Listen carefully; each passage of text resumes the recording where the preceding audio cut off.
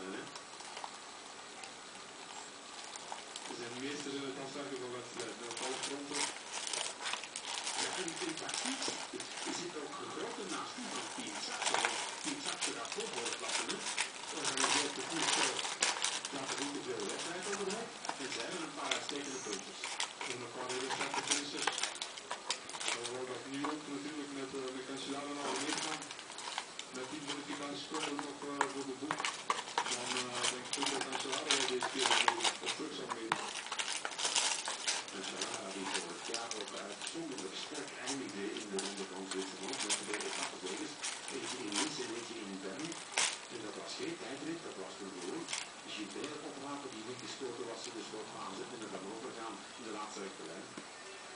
In Nice kreeg hij tegen een sprintend peloton. Die hield hij toch nog 6 seconden over.